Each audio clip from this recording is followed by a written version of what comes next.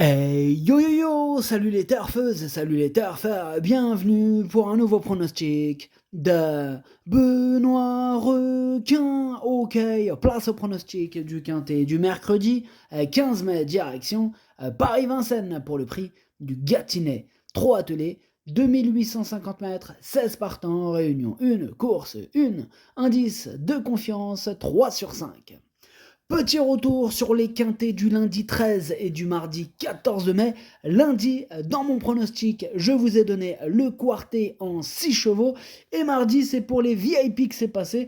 On a ce mardi du ticket quintet des ordres et un joli ticket tiercé des ordres qui est passé pour les VIP. Ça fait plaisir. Ok, c'est parti, on commence les pronostics et on commence avec le numéro 1, Fashion Touch. Et on écoute Pierre-Louis de Sonnette.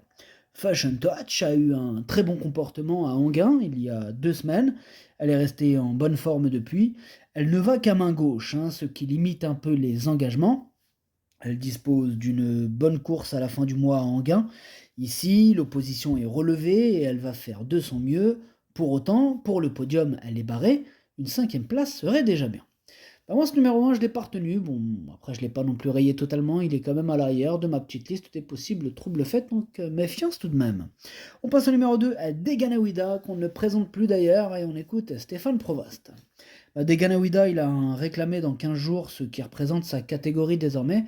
Ici, il a une place au départ. Cela va lui permettre de rester dans le rythme après sa course montée samedi à Caen. Ses chances sont minimes. Ouais, bon, il est barré dans cette catégorie. Lui, je le raye.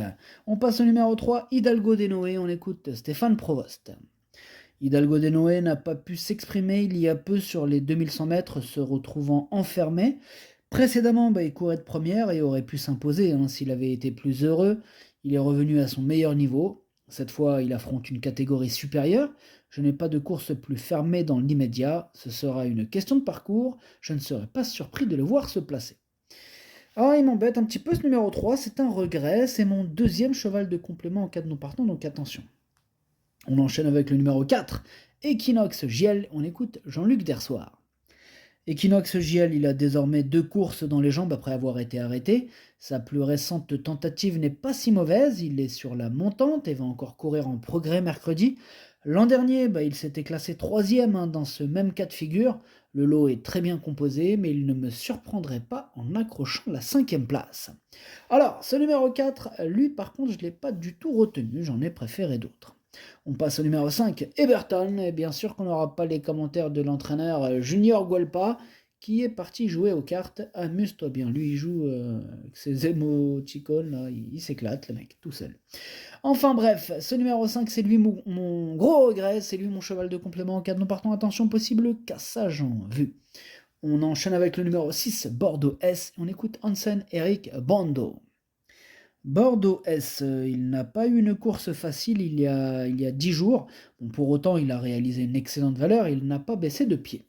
Il paraît avoir bien récupéré, il sera aussi bien sûr plus long, il évolue en pleine forme, il a ma confiance. Ouais, et la pleine forme, c'est important. Donc, il est en forme, ce numéro 6, qui me plaît beaucoup, que ce numéro 6 qui me plaît. Je l'ai mis à 4e et j'y crois.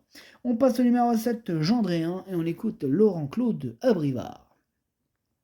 Gendréen il découvrait une tâche compliquée dernièrement face à des chevaux comme Inno du Lupin ou Inexcess Bleu. Après ses très bonnes performances du mois de décembre, il a accusé le coup et a du mal à retrouver ce niveau. Cela dit, il travaille correctement et l'engagement reste correct. Il ne sera pas plus mal en étant que plaqué devant. Il va tenter de rassurer et d'accrocher une place. Bon, on lui redonne une chance à ce numéro 7 en espérant qu'il renoue avec les bonnes performances. Je le garde en bout de combinaison. On passe au numéro 8, Éveil du Châtelet, et on écoute Jean-Michel Bazir. Éveil du Châtelet, il va bientôt recourir sous la selle début juin normalement. Dans l'immédiat, il continue à courir à l'attelé. Ce sera compliqué pour lui. Il faut le revoir dans l'autre spécialité. Bon, vous avez entendu l'entraîneur, on peut le rayer. Énorme non. On passe au numéro 9, I1,5, et on n'aura pas les commentaires de l'entraîneur, c'est Julien Dubois, il est parti pêcher tout seul. Amuse-toi bien tout seul. On passe au numéro 10. Attendez, pardon. Le numéro 9 fait partie de mes préférés, je l'ai mis très haut, je l'ai mis 2e. Il peut même gagner avec un bon parcours. Voilà, première chance pour ce numéro 9. On passe au numéro 10, Fakir de Mahé, on écoute Mathieu Mottier. Fakir de Mahé, il reste sur une sortie encourageante à Bordeaux où il a fourni une belle fin de course. Dans la foulée, il bénéficie d'un engagement idéal. Sa forme est sûre, il a figuré dans de bons lots cet hiver, mais il a désormais pas loin de 500 000 € de gains et n'a plus de marge à ce niveau. Si la victoire est difficilement envisageable, il devrait malgré tout accrocher une place. Il me plaît bien lui aussi ce numéro 10, hein, j'y crois, et je le mets 5e. On passe au numéro 11, Goéland Fort, et on écoute Christian Bijon. Goéland Fort, il s'est montré fautif à la fin alors qu'il pouvait accrocher une petite place à Angers. Il est moins à l'aise corde à droite. Faute d'engagement, il n'a pas couru depuis plus d'un mois, et il peut donc manquer d'un parcours, hein, même si j'ai essayé de le préparer au mieux pour cet engagement favorable. Il va tenter d'accrocher une place en fin de combinaison.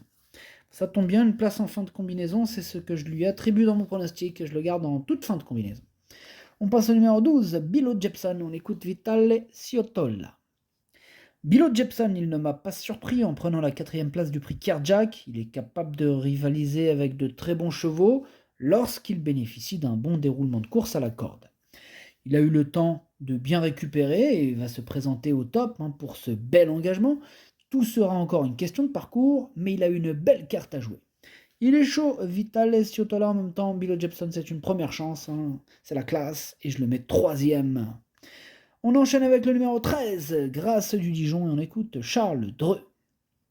Grâce du Dijon découvre un engagement très favorable au plafond des gains. Ian Demi est un sérieux client, tout comme Epsom Derfray et Bilo Jepson. C'est un bon lot. Elle se montre régulière et a son affaire sur les parcours de tenue à Vincennes. Ici, elle est compétitive pour les premières places. Ouais, question de parcours pour la victoire. C'est pas non plus un épouvantail, mais bon, c'est vraiment une première chance. En tout cas, c'est mon préféré. Et avec un excellent parcours, il devrait terminer sur la plus haute marche du podium. On passe au numéro 14, Fakir Mérité. On écoute Franck Marty. Fakir Mérité, il a eu un bon comportement à Toulouse dernièrement à Bordeaux. On va comprendre, toi. Il est parti sur quelques temps de galop et s'est retrouvé loin, mais il a tracé une belle ligne droite. Il est revenu au mieux et l'engagement est idéal, ce qui m'incite à effectuer le déplacement, d'autant qu'il n'a pas un bon programme dans l'immédiat chez nous. Une petite place est à sa portée.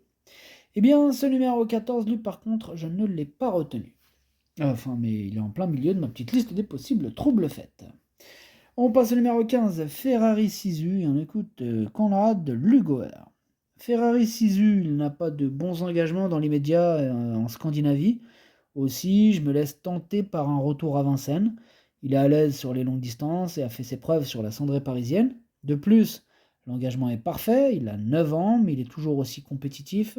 Je situe mal l'opposition, mais il est prêt à faire de son mieux, il visera une place. Eh bien, ce numéro 15, lui non plus je ne l'ai pas retenu, par contre c'est lui le chef et le capitaine de ma petite liste des possibles casseurs de tickets repérés, attention. Et on termine avec le numéro 16, Epsom Derfray. On n'aura pas les commentaires de l'entraîneur, c'est Jean-Michel Baudouin. Il n'est pas parti pêcher, il n'est pas parti jouer aux cartes, on ne sait pas trop où est-ce qu'il est parti, mais en tout cas il n'est pas là. Enfin bref, ce numéro 16, moi il me plaît bien, j'y crois, et je le mets 6e. Le pronostic, ça donne 13, 9, 12, 6, 10, 16, 7, 11. Merci d'avoir suivi cette vidéo. N'hésitez pas à mettre un pouce bleu si la vidéo vous a plu. Pour accéder à tous mes tickets pour la course du Quintet, rendez-vous directement en description de la vidéo. À jouer avec modération. Bonne chance. Chopez-le moi. Ciao.